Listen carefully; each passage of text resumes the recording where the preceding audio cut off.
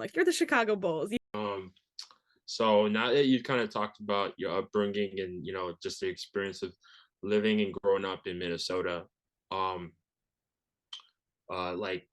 with your experiences of working in sports so far, what do you think is the key recipe to success in your opinion? Ooh, this might get a little bit cynical. I think sports is so competitive, right? Sports is so competitive. But I think a big part of it is that like it's really not that competitive, you know? Like obviously everyone wants to work in sports, but everyone wants to work for, the Bulls. Everyone wants to work for the Cubs. Everyone wants to work for the Bears. Everyone wants to work, and everyone wants to work in the NFL, the MLB, the NBA, the amount of jobs out there that are, in the minor leagues or stuff like that.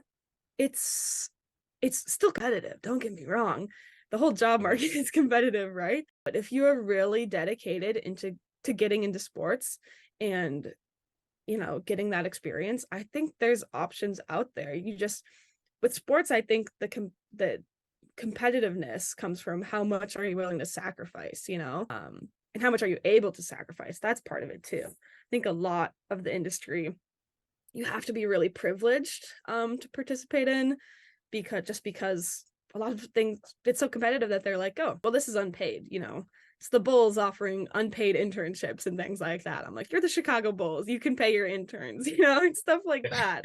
Where it's like, come Yeah. on, be for real. Um, that makes it difficult for people to really break in because I need a paid internship. Like people I know need a paid internship. They can't afford to. They literally cannot afford monetarily to do an unpaid internship. I think that gets really difficult. But, you know, there are opportunities out there in in the minor leagues. I see tons of minor league positions all the times.